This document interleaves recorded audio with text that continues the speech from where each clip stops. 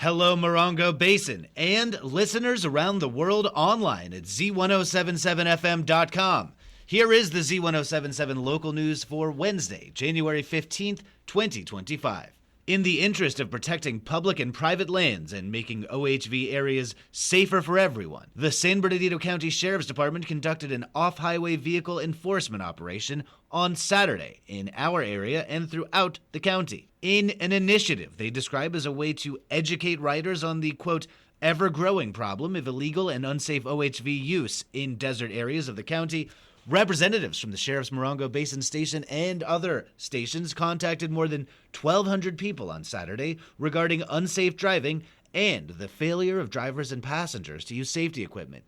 84 citations were written for registration violations, helmet violations, driving without a license, and other off-road and traffic-related offenses. 3 arrests were made, including one resident of Apple Valley who deputies say was riding a stolen motorcycle. Sheriff's deputies also educated off-roaders of legal OHV areas and proper driving, safety, and off-road etiquette. At yesterday's meeting of the San Bernardino County Board of Supervisors, Don Rao, who was re-elected last year to represent the county's 3rd district, which includes the Morongo Basin, was reappointed as the chair of the County Board of Supervisors.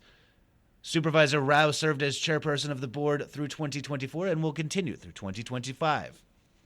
The San Bernardino County Board of Supervisors held a public hearing yesterday to review community input on developing a new 5-year consolidated plan and annual action plan, which will guide how federal grant funds are used for housing and community development projects. Reporter Hillary Sloan was there and joins us with details. Carrie Harmon, Director of Community Development and Housing, outlined the plans for the county's 2025-2035 Consolidated Plan and 2025-2026 Action Plan.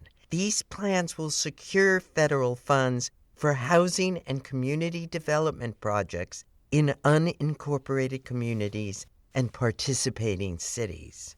The county's accomplishments under the previous 5-year plan include $5.2 million in public facilities, $1.5 million in affordable housing, and $400,000 for emergency housing.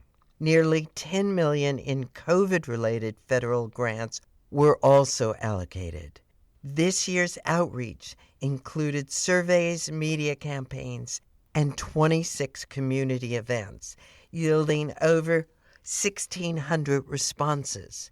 Public feedback will guide priorities like affordable housing, infrastructure upgrades, and homeless services. The county will draft the plans over the next 2 months. They are expected to be approved in April and submitted to HUD in May. 2 participants attended yesterday's meeting in Joshua Tree. For more information, see this story at Z107.7fm.com. For Z107.7, this is reporter Hillary Sloan. The first 29 Palms City Council meeting of the new year began with a State of the Base address by Brigadier General Mark H. Klingen. Here's reporter Annalise Kuiper with this and other stories from last night's meeting. 29 Palms is the largest Marine Corps combat center in the U.S., where all force design tactics can be practiced and almost all munitions can be tested, something not possible anywhere else. U.S. Marines are required to attend training sessions every 2 years on the 29 Palms base. Frequently, Marines from other countries come to our Marine Corps Air Ground Combat Center to practice maneuvers that cannot be utilized elsewhere. The Brigadier General emphasized that the success of the base is in large part thanks to the residents of 29 Palms and the cooperation and collaboration that occurs between them and the Marines.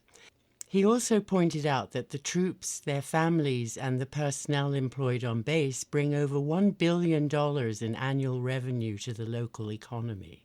The Public Arts Advisory Committee, or PAC, presented the first ever Artist of the Year award to longtime 29 Palms resident Leanne Clark. Mayor Bill Durain recommended that Liz Schickler be appointed to the TBID Advisory Board. The Public Arts Advisory Committee reappointed Paul Rezo for a 4-year term, while Janelle Angeles and Rita Lilly were both appointed as new standing members. The City Council approved the request that the Development Code Amendment item regarding the mobile home and special occupancy parks be returned to the Planning Commission for further review. Reporting for Z107.7 News, I'm Annalise Kuiper. At last night's meeting, the Yucca Valley Planning Commission received a report on new developments in the town.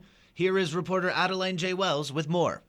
The Yucca Valley Planning Commission kicked off the new year with a review of the Land Development Update. Typically given at the end of each Planning Commission meeting, this report includes updates on capital projects and private land developments within Yucca Valley. Permits have been issued for the Domino's Pizza and Jersey Mike's project, and developers began grading site work this week. The town has issued permits for both Star Cafe and Starbucks West. Construction for the latter is expected to begin by early February.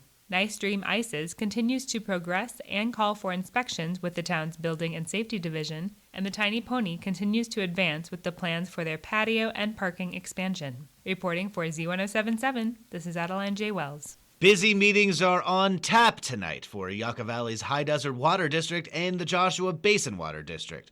The High Desert Water District meeting begins promptly at 4:30 p.m., and at the Joshua Basin Water District, the gavel comes down at 5:30 p.m. Here's reporter Mike Lipsitz with your Wednesday Water Roundup. Directors at the High Desert Water District will receive 2025 standing committee appointments, review future agenda items, and adjourn to a closed session for real estate negotiations. Today's meeting takes place at the district office on the highway at Inca Trail. Down the highway in Joshua Tree, the Joshua Basin Water District Board will take a last look at rate changes set to go in effect next month. Among other items, the board will consider updating new meter connection fees to more closely align them with actual costs. That meeting takes place at the district office on Choita Road in Joshua Tree. See this story at Z107.7fm.com for links to both agendas, which include instructions for remote attendance. Reporting for Z107.7 News, this is Mike Lipsitz. The Morongo Valley Community Services District Board of Directors will hold their first regular meeting of the new year tonight at 6 p.m. in Covington Park's multipurpose room. Reporter Gabriel Hart has a look at the meeting's agenda. For the meeting's agenda, there will be a final audit for 2023-24 from Smith Marion & Co. and a mid-year budget review. The board will discuss further action to form a Community Relations Ad Hoc Committee, aiming to organize community participation for potential projects to improve the district. The board will start the nomination process for the 2024 Chuck Osborne Award, given to a community member who has shown outstanding volunteer service to Morongo Valley. A proposal has been made for the district to conduct a year in review to enhance transparency by showcasing the district's 2024 accomplishments to the public, and the board will discuss adding this as a feature to their social media.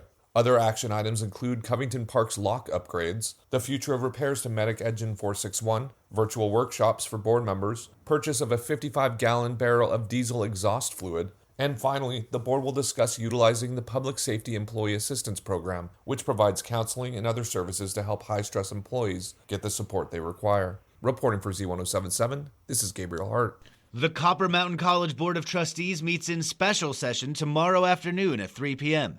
This week's meeting is a makeup from last week, when the board's regularly scheduled meeting was canceled on account of power outages. The board is expected to discuss spring semester course fees and will receive reports about academic services, student services, and human resources. Tomorrow's meeting is open to the public and begins at 3 p.m. at the CMC Bell Center Community Room located at 6162 Rotary Way in Joshua Tree. Yucca Valley High School and 29 Palms High School girls basketball teams faced off yesterday. The Wildcats bested the Trojans with a final score of 46-32 at Trojan Gym. And the Yucca Valley High School and 29 Palms High School boys soccer teams faced off at 29 Palms High School yesterday. The final score of the junior varsity game was Trojans with 6 and Wildcats with 0. In varsity action, the Trojans won, beating the Wildcats 12-2. That's our local news. Hear local news 7 times a day, 7 days a week at 7, 8, 9, noon, 4, 5, and 6. If you hear about news happening, let us know. Email us at tips@z1077fm.com. Reporting for the Morongo Basin News Leader, the award-winning Z1077 Local News, I'm Jeff Harmetz.